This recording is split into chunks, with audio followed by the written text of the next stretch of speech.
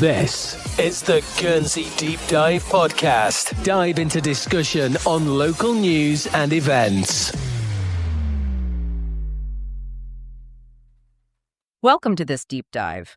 Today, we're really digging into a series of events around sexual assault reporting and support over in Guernsey. Yeah, it's a complex picture. We've got news articles, a very personal account from a woman named Daisy Chappell, and even info on accessing court transcripts. Right. And our aim is really to understand the challenges victims are facing there and, how the community is trying to respond. And the backdrop to all this is quite important, isn't it? Yeah. I mean, you had the Sarah Everard murder back in 2021. Absolutely. That sparked the Reclaim These Streets movement.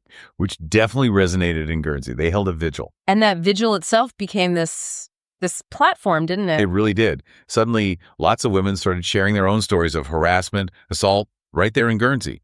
It showed this wasn't some distant problem. Yeah, it definitely brought it home. And Daisy Chappell's story is, central to what we're looking at. She helped organize that vigil, co-founded the Guernsey Women's Collective. And then, the really awful irony. In October 2023, she herself reported being raped in Guernsey. And her experiences afterwards with the police, the courts, they just throw these systemic issues into such sharp relief. Exactly. So, the big question guiding us as we look through these sources is, what does all this tell us about reporting sexual assault in Guernsey, the support or lack of it, and, what's actually being done to change things? Okay, so let's start right at the beginning. The initial report. Daisy contacts Guernsey police straight away. And she did note, didn't she, that they arrived relatively quickly. That was sort of one positive early on. Yes, but then things seemed to go wrong almost immediately, especially around the forensic exam, the medical side. Right, just a lot of confusion. First, police suggested maybe doing it at her house. Which just sounds wrong, highly inappropriate. Totally. Then they mentioned Willow House, the Sark. But it wasn't even open then. Exactly. Yeah. So eventually she ends up at Le Marais Center. But hours had passed by this point, middle of the night. And the advice she got while waiting about not eating, drinking, using the bathroom. Because it might affect the evidence, they said. Which sounds logical on the surface, maybe. But crucially, she later found out the police should have had something called a first evidence kit. Ah, right. Which would have allowed her to, take care of basic needs while still preserving evidence. Precisely. It allows for collecting initial forensic samples, sometimes clothing, so the person can then wash or use the toilet without destroying everything. Not having that kit available made those first hours so much harder. Such a fundamental thing, really. Yeah. And then the exam itself. How did she describe that? She called it horrific, really scary and painful. Gosh, and who was actually present during this? Just a male doctor and 2 police officers who she said were silent. No support person. No crisis worker. Well, this is another key point. Apparently, there was a crisis worker at the clinic. But not in the room. No. It seems they weren't told they were needed, or the police weren't aware or didn't facilitate it. A real disconnect. So she's going through this incredibly traumatic exam, basically alone, apart from the officials. Yeah. And the problems didn't stop there. There's confusion about emergency contraception, too. Oh, really? What happened there? The doctor gave her incorrect advice about Plan B, the morning after pill. Then it turned out the clinic's supply was out of date anyway. Seriously? Out of date? Yep.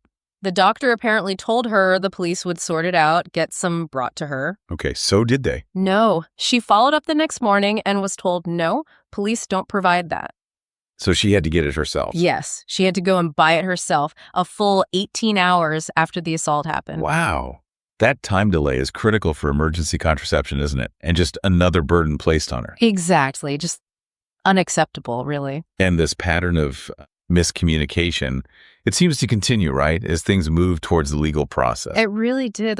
The officer in charge, he promised to let her know the outcome of the accused's plea hearing. Okay. And then just forgot. He only remembered and apologized the next day. Oh, come on. That kind of thing just destroys trust, doesn't it? Yes. When you feel like you're not does. even a priority. Absolutely. And then there was that truly awful comment made by a different police officer. Ah, yes. I saw that reported. To Daisy's mother. Yes. Saying something like, it's such a shame that he raped Daisy because he really liked her. That's just, where do you even start with a comment like that? It's victim blaming. It's minimizing. It's appalling. And apparently, even when her mom reported it to a sergeant, the initial reaction wasn't great either, sort of downplaying it. It points to a real cultural issue, perhaps. A lack of training, or empathy, or both. And it continued. Miscommunication after miscommunication, Daisy called it, about trial dates, about the special measures she'd requested for court. Special measures, like screens or giving evidence via video link. Exactly. Things to make the court process less traumatizing. It seems her request got overlooked somehow. And her mom and best friend weren't even told they might be witnesses. No, they just found out they were expected to give evidence. It all added up to her feeling like nobody was listening. You can absolutely see why she'd feel that way. Just error after error. Now, let's talk about Willow House, the Sark. It's important context that it opened after Daisy's experience. Right, months later. But police were mentioning it to her on the night. Yeah, apparently repeatedly saying, oh, Willow House is opening soon. You know, this dedicated center will be available. Which at that moment must have felt completely useless to her. Understandably, it didn't help her then. It's that thing of pointing to future fixes while the current system is failing, isn't it? Exactly. Though, to be fair, Daisy acknowledges now that Willow House is a good service, that the staff there are incredible. That's good to hear. But her point remains valid. Yeah. She says, okay, the Sark is one piece, but you've got to fix the other stuff too. Like, why didn't they have those first evidence kits? A Sark can't fix fundamental procedural failings or attitudes within the police, can it? No. So Daisy filed a formal complaint about her treatment. That was September 2024. And what was the official response from bailiwick law enforcement? Well, the deputy chief officer did acknowledge officers should have done better. There was an apology. Okay, so some acknowledgement. Yes, but they also found that the officers' actions didn't actually breach the official standards for behavior. That seems difficult to square. How could you say they should have done better, admit mistakes, but say no standards were breached? It does raise questions, doesn't it, about what those standards actually are or how they're interpreted. Yeah. Did the police say anything else about changes made? They mentioned improvements since 2023, highlighting Willow House again and sort of generally updated processes for serious sexual assaults and victim support. Standard procedure improvements then. And the deputy chief officer said the comments like that awful one to Daisy's mother would be a learning opportunity. Which is, well, it's a phrase people use, isn't it? Mm-hmm. But for the person impacted, it feels pretty inadequate. These learning opportunities shouldn't happen at a victim's expense. Mm-hmm. And looking at the wider context from the news sources, it really paints a picture of underreporting being a big issue in Guernsey. Yeah, the Guernsey Women's Collective Daisy's group, they've spoken about this. Hearing from victims who are just too frightened to go to the police. Why? What are the fears? Concerns about low conviction rates, maybe not being believed, or just the trauma of the process itself. And they highlighted a specific case, didn't they? A 16-year-old girl. Yes, who allegedly experienced an assault but couldn't get support for 2 days because she refused to report it to the police. And victim support couldn't help immediately because she was under 18. That seems to be the issue highlighted. Victim support in Guernsey primarily serves 18+%. It just shows these critical gaps, especially for young people or those unwilling to involve law enforcement right away. Which again underlines why a dedicated, accessible SARC was seen as so necessary. Absolutely. And those UK stats from 2018 are pretty sobering, too. Yeah, less than 1 in 5 victims of rape or assault reporting to police. And convictions being even rarer. And while that's UK-wide, you have to imagine similar, perhaps even amplified, issues exist in a smaller place like Guernsey. The Women's Collective also pointed out limitations with all the existing support routes before Willow House opened. Right. Fear of police means the public protection unit isn't always approachable for everyone. SAFER focuses on domestic abuse. Victim support has the age limit. ED, the emergency department, lacks privacy. Potentially costly, too. The children's team has age limits, and the multi-agency hub needs referrals. So, yeah, you can see why the push for a dedicated SARC was so strong. There wasn't one clear, accessible place for immediate crisis support for all sexual assault survivors. Despite everything she went through, Daisy Chappell has become this really vocal advocate, hasn't she? Incredibly so, using TikTok, sharing her story very publicly. Reaching a lot of people that way. She mentioned being inspired by Giselle Pellicot in France. Yes, another survivor who spoke out very powerfully. Daisy seems determined to make her awful experience mean something, to drive change. And she's really challenging that image of Guernsey, isn't she? The sort of quiet, safe, idyllic island narrative. Yeah, she argues that image actually hinders progress, stops people acknowledging the reality, which she calls an epidemic of violence against women and girls. Strong words. And she's calling directly on the police and Home Affairs to, wake up to the scale of it. To recognize it and implement proper changes. Her speech, which is available online, is incredibly powerful. She stresses she's not just one isolated case. She shares statistics, talks about the sheer number of stories she's heard from others in Guernsey assault, harassment, coercion. And she connects it back to Sarah Everard, too, saying Sarah could have been any one of us, pointing out that she did all the things women are told to do to stay safe. It really hammers home that the focus can't just be on women protecting themselves. It's a societal issue. Her call to action is really broad, too. She's talking to everyone. Yeah, urging people, men and women, to hold friends accountable for misogynistic behavior, to intervene if they see something unsafe. Teaching boys accountability, respect, understanding that anything that isn't a yes is a no. Absolutely fundamental points. And emphasizing the need to protect all women, especially the most vulnerable. It's not just about teaching safety tips. And that final line of her speech. Is silence not an act of violence, too? Yeah. It really makes you think. A powerful challenge to complacency. Definitely.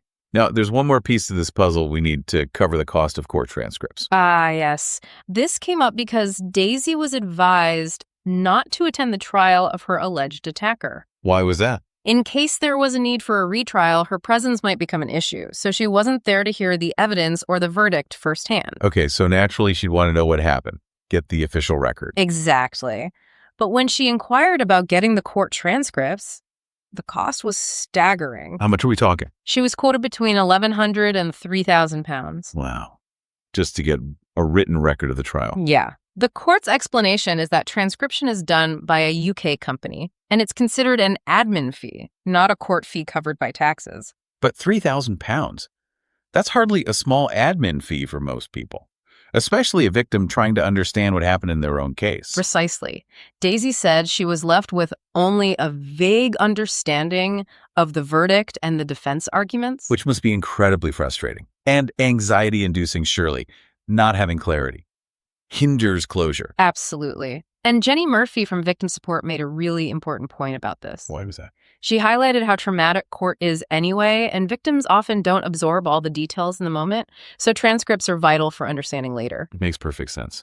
And Murphy argued that paying these huge sums shouldn't be another thing for a victim to have to think about. Especially, she noted, in Guernsey where there isn't a victim compensation scheme, and healthcare can be expensive. It's another barrier, another burden. Yeah, another financial hit on top of everything else. It just seems fundamentally unfair. So pulling all these threads together from the sources, what's the overall picture? Well, it seems pretty clear there have been significant systemic problems in Guernsey when it comes to supporting sexual assault survivors. Definitely. From that initial reporting stage, the forensic exam issues, the communication breakdowns with police. Right, through to the sheer cost of just accessing basic information about the court case afterwards. Daisy Chappell's experience really highlights a whole series of failures, doesn't it? And the immense emotional cost. Mm-hmm. And the underreporting issue suggests a wider lack of trust in the system, that fear the Guernsey Women's Collective mentioned. Yeah, if people are too scared to even report, the system isn't working. And that transcript cost is just another barrier keeping people from engaging fully with the justice process. But on the other hand, you do see the impact of advocacy. Absolutely. The Reclaim These Streets, Vigil, the work of the Women's Collective, Daisy speaking out so publicly. It shows that community action can raise awareness and push for change, like getting Willow House established. It's crucial. Without that pressure, things might not change at all. So it leaves us, and you listening, with a pretty significant question, I think. Yeah. Considering all these challenges, all the frustrations laid bare, what are the really crucial steps needed now?